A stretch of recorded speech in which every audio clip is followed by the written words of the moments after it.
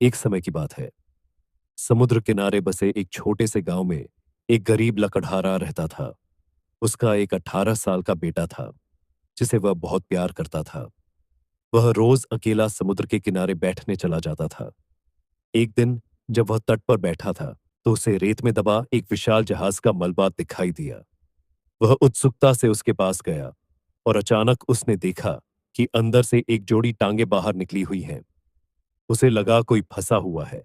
वह चिल्लाया। कोई है वहां? जिंदा हो क्या? अचानक भीतर से एक बेहद मीठी और सुरीली लड़की की आवाज आई। हाँ, प्लीज मेरी मदद करो। मैं यहाँ फंसी हुई हूँ। लड़का तुरंत दौड़कर अंदर पहुंचा और उसने देखा, वहां एक अद्भुत लड़की थी। ऊपर से उसका शरीर इंसान का था, लेकिन कमर के नीचे समुद्री नागिन का। लड़का पहले तो डर गया, मगर उस लड़की ने धीरे से कहा। डरो मत, मैं समुद्र की नागिन हूँ। इन लोगों ने मुझे यहाँ कैद कर दिया है। मुझे आजाद कर दो। लड़के ने अपनी पूरी ताकत लगाकर मलबा हटाया और आखिरकार नागिन आजाद हो गई। वह बहुत आभारी हुई और बोली। तुम सचमुच बहुत बहादुर हो। मेरी जान बचाई है तुमने, इसलिए मैं तुम्हें एक वरदान देती हूँ। मांगो, तुम्हें क्या चाहिए? लड़के ने थोड़ी देर सोचकर कहा। मैं चाहता हूं कि तुम पूरी तरह इंसान बन जाओ। नागिन ने जादुई छड़ी घुमाई और तुरंत ही उसका शरीर बदल गया। अब वह एक सुंदर लड़की बन चुकी थी। उसने मुस्कुराकर कहा। मेरा नाम है मेलिना। लड़के ने जवाब दिया। और मैं हूं लियो। दोनों अच्छे दोस्त बन गए और रोज मिलने लगे। एक दिन मेलेना लियो के साथ बैठी थी। तभी उसने अचानक बड़े प्यार से लियो से कहा। तुम्हें पता है, मैं चाहे तो फिर से समुद्री नागिन का रूप ले सकती हूँ। देखना चाहोगे? लियो घबरा गया। अगर तुम डरावनी नागिन बनी तो मैं तुम्हारा दोस्त नहीं रहूंगा। मेलेना मुस्कुराई। नहीं, मैं राक्षस नहीं हूँ। मैं बहुत सुंदर समुद्री नागिन हूँ। उसने जादुई छड़ी घुमाई और अचानक उसका रूप बदल गया। उसका नागिन रूप चमकदार और अद्भुत था। लियो बोला। वाह, तुम तो सचमुच बहुत सुंदर हो। मेलिना बहुत खुश हुई और समुद्र में गोते लगाकर खेलने लगी। लियो किनारे खड़ा उसे देखता रहा। धीरे धीरे लियो के दिल में उसके लिए प्यार जाग उठा, लेकिन उनकी खुशियां ज्यादा दिन तक न टिक सकी। एक दिन अचानक मेलिना गायब हो गई। लियो उदास होकर रोज समुद्र किनारे बैठकर रोता।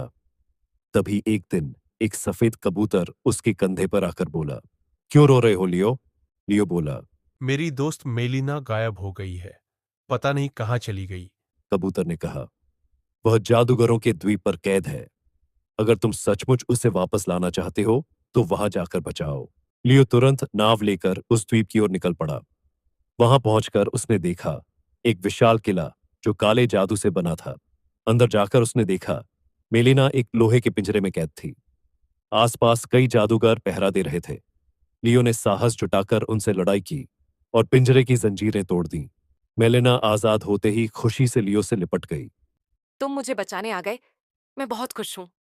लियो ने उसकी आंखों में देखते हुए कहा। मेलिना, मैं तुमसे प्यार करता हूं। क्या तुम मुझसे शादी करोगी? मेलिना ने मुस्कुराकर कहा। हाँ लियो, मैं भी तुमसे प्यार करती हूँ। मैं शादी करूंगी। दोनों शादी करके गांव लौट आए।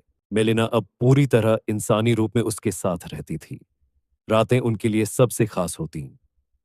लियो उसे बाहों में भर लेता, उसकी आंखों में देखता और धीरे धीरे उसके होठों को चूमता।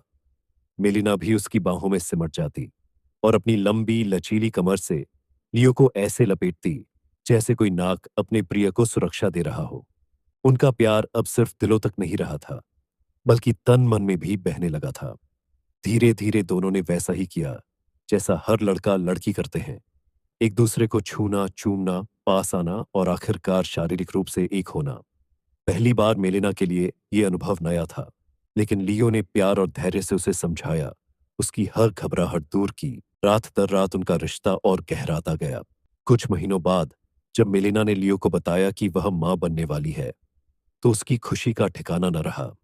उनका प्यार अब एक नई जिंदगी में बदल रहा था।